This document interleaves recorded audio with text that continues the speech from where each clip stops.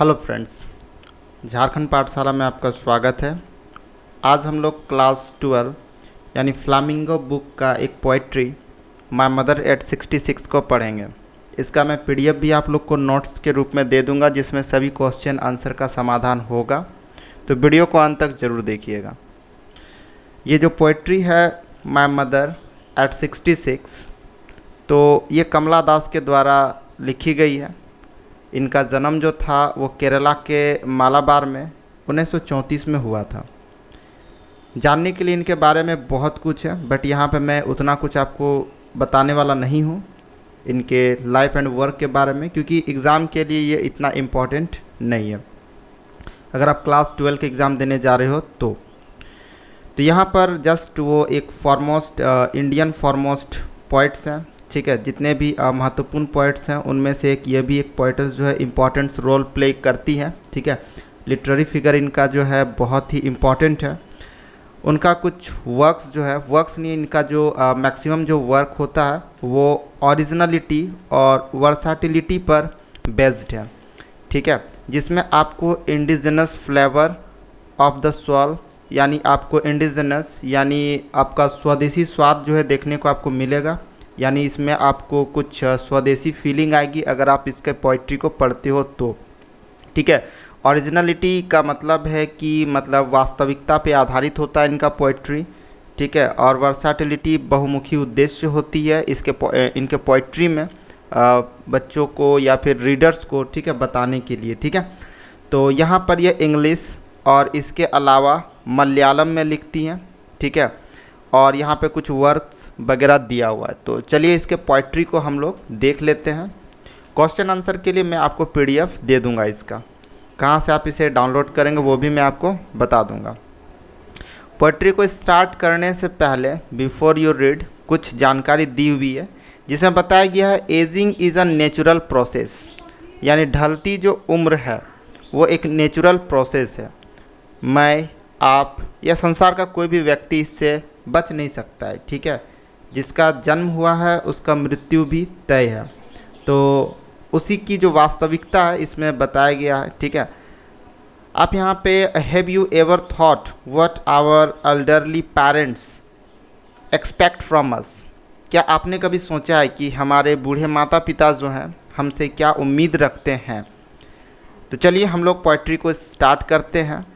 Poetry start होती है driving from my parents home, driving from my parents home to Cochin last Friday morning, ठीक है। ध्यान रखिएगा मॉर्निंग का टाइम है, फ्राइडे का मॉर्निंग है, और वो अपने पेरेंट्स के होम से कोचिन की ओर जा रही है। गाड़ी में है, कार में है, तो वो कोचिन की ओर जा रही है कमला दास। आई सा माई मदर बिसाइड मी, फिर वो देखती है कि उसके बगल में उसकी माँ भी है। ध्यान रहे उसकी माँ भी उसके साथ में जा रही है, गाड़ी में उसके साथ बैठी हुई, उसके जस्ट बगल में है। वो डोज, ठीक है, डोज कर रही है। माउथ उसका ओपन है, यानी ओपन माउथ्ड है, ठीक है। डोज का मतलब होता है अल्प निंद्रा लेना, ठीक है। ये सब इमेज को आप क्रिएट कीजिएगा तभी आपको पोइट्री समझ में आएगी। कमला दास की माँ जो है उसके बगल में ही बैठी हुई है और वो अल्प निंद्रा ले रही है एज़ यूजुअल। जैसे कि आप भी जब कोई गाड़ी में सफ़र करते हो और अगर आप विंडो के साइड में बैठे हो तो हवा लगने से थोड़ा बहुत नींद आने लगती है, तो आप सो जाते हो थोड़ा देर के लिए। उसकी माँ भी सोई हुई है। सोने का जो तरीका यहाँ पे बताया गया है कि उसकी माँ का जो मुंह है वो खुला हुआ है और फेस जो है, ठीक है, as an like that of a corpse. तो फेस का जो कलर है वो बहुत ही मतलब मूर्छित जैसा लग रहा है, ठीक है। एसन का मतलब ही होता है एक राख के कलर के जैसा, ठीक है। तो मतलब ये मुर्दार जो होते हैं, जो लाश होती है, मृत व्यक्ति जो होते हैं, उनके फेस की तरह यहाँ पे तुलना किया गया है। और उसकी माँ जो दिख रही है वो एक कॉर्प्स की तरह दिख रही है, ठीक है। कॉर्प्स का मतलब होता है लाश, ठीक है, मृत यानी डेड बॉडी जिसको आप बोलते हो। एंड रियलाइज विथ पेन, ठीक है। कमला दास जब अपने माँ के बारे में कल्पना करती है कि वो लाश के समान दिख रही है तो उसको जो है ना एक दर्द का एहसास होता है, ठीक है। उसे पेन होता है यह सोच करके कि वो अपने माँ के बारे में क्या क्या सोच रही है।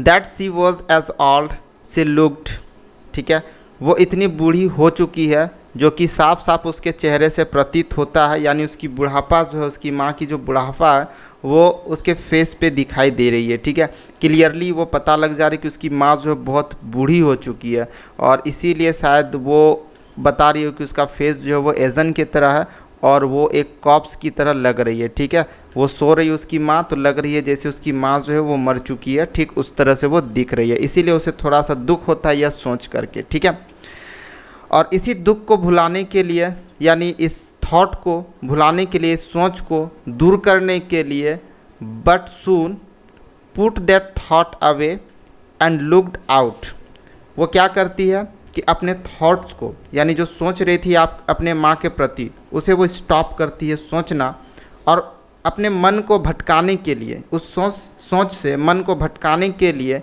ठीक है, वो लुक्ड आउट, बाहर की ओर देखती है, जहाँ उसे दिखाई देता है एट यंग ट्रीज स्प्रिंटिंग, यानी गाड़ी के बाहर जो रोड के किनारे जो पेड़ लगी हुई है, ठीक है, यंग ट्रीज जो है वो दौड़ता हुआ उसे प्रतीत हो रहा है। आपको भी कभी ऐसा लगा होगा, खिड़की के साइड में अगर आप सो रहे हो चलती गाड़ी से और अचानक से अगर आंख खुले और आप बाहर देखते हो तो आपको प्रतीत होता है कि गाड़ी जो है वो रुकी हुई है और पेड़ जो है वो पीछे की ओर दौड़ रही है। तो कुछ इसी तरह से वो पेड़ जो है स्प्रिंटिंग करता हुआ प्रतीत हो रहा है। इसके अलावा और भी कुछ दृश्य है, जिसमें से है the Mary children spelling out of their homes. ठीक है, रास्ता में कुछ गली मोहल्ला भी दिखाई दे रहा है, जहाँ पे कुछ छोटे छोटे बच्चे जो है बहुत ही खुश हैं। मैरी चिल्ड्रन, मैरी मतलब होता है खुश यानी हैप्पी, तो मैरी चिल्ड्रन स्पेलिंग आउट, ठीक है, एक छोटा सा दौड़ यानी छोटी सी दौड़। ठीक है, छोटे बच्चे दौड़ते रहते हैं, घर से बाहर भीतर होते रहते हैं, तो वही यहाँ पे बता रहा है कि कुछ खुशनुमा बच्चे को वो खेलते हुए देख रही है, गाड़ी में वो चलती गाड़ी से देख रही है। ये सब याद रखिएगा, ध्यान रखिएगा।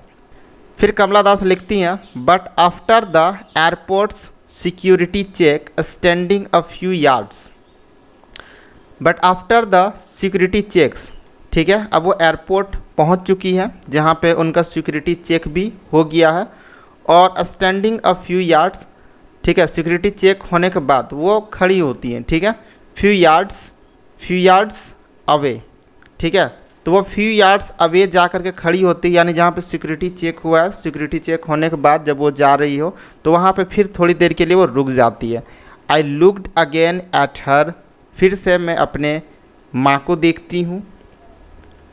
वान पेल, तो वान और पेल आप ये सिनोनिम मान सकते हो, दोनों का मतलब एक ही होता है। फिलहाल हम लोग यहाँ पे दो अलग मीनिंग निकालेंगे।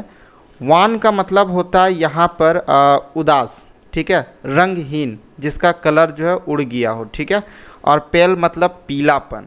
तो ये अपने माँ के फेस के कलर को वो बता रही है कि किस तरह से उसके माँ का जो फेस है वो कलरलेस हो चुका है, रंगहीन हो चुका है, पीलापन उसमें आ चुका है। ठीक है, as a late winter's moons and felt all familiar ache, जब दोबारा अपने माँ को देखती है तो उसका फेस कुछ इस प्रकार दिखता है, वान और पेल के तरह, और फिर अपने माँ के फेस को वो कंपेयर करती है विंटर्स मून के साथ में। विंटर मून जो यहाँ पर लिया गया है गाइज, यहाँ पे जो यूज़ किया गया है विंटर्स मून्स, ठीक है, सिमली के तरह से यहाँ पे यूज़ किया गया है। विंटर यानी जाड़े के मौसम में जो विंटर का जो विंटर के टाइम का जो जाड़े के मौसम में जो मून होता है, यानी जो चांद है, ठीक है, वो रंगहीन हो जाता है। ठीक है, उसका चमक धीरे धीरे ख़त्म हो जाता है। ठीक उसी प्रकार इसके माँ का जो चमक है, जवानी में जिस तरह की चमक थी वो अब बुढ़ापे में ख़त्म हो चुकी है। तो ये सब जब वो अपने माँ के बारे में देखती है तो उसे एक फैमिलियर एक, ठीक है, एक फैमिलियर एक यानी एक पारिवारिक दर्द का उसे एहसास होता है, और वो दर्द जो है वो माई चाइल्डहुड फियर, वो दर्द क्या है, चाइल्डहुड फियर है। ठीक है, यानी बचपन का एक डर है। बच्चे को हमेशा से डर होता है कि उसकी माँ कहीं भुला ना जाए, कहीं खो ना जाए, और इसलिए वह अपने माँ का आंचल पकड़ के घूमता रहता है, कोई भी बच्चा हो। और माँ अगर थोड़ी देर के लिए भी आँख से ओझल हो जाए तो वो बच्चे जो है रोने लगते हैं। तो वही चाइल्डहुड फियर अब लग रहा है जैसे वो माँ से दूर हो रही है, और उसे डर है कि कहीं माँ उसकी खो ना जाए, क्योंकि उसकी माँ का एज हो चुका है। तो अब वो माँ से कहीं दूर जा रही है, मे बी वो अपनी घर जा रही है, पेरेंट्स होम से अपनी घर जा रही है वो, और उन्हें लगता है घर जाने के बाद दोबारा वो माँ से अब मिल नहीं पाएगी क्योंकि माँ का एज बहुत ही ज़्यादा हो चुका है, तो हो सकता है अब उनके मरने का खबर उन तक आए। But all I said was see you soon Amma. उसके बाद भी वो क्या कहती है, अपने माँ को कहती है सी यू सून अम्मा, माँ फिर दोबारा हम लोग मिलेंगे। इस लाइन से ये पता चल गया कि उसकी माँ उसे एयरपोर्ट छोड़ने के लिए आई हुई है, यानी उसकी माँ उसके साथ नहीं जा रही है, उसे एयरपोर्ट छोड़ने के लिए आई है कमला दास को। All I did was smile and smile and smile, और उसके बाद कमला दास स्माइल करती है और पोइट्री इस तरह से ख़त्म हो जाता है। आप नीचे अगर थोड़ा सा आते हैं तो यहाँ पे कुछ चीज़ें दी हुई हैं जिस पे आप ध्यान दे सकते हैं। स्प्रिंटिंग का अर्थ होता है शॉर्ट फास्ट रेस होता है। रनिंग यानी बच्चे खेलने का जो हम लोग वहाँ पे जिक्र किए थे, घर से बाहर या ठीक है अंदर की ओर दौड़ रहे थे। वान मतलब कलरलेस होता है, ठीक है।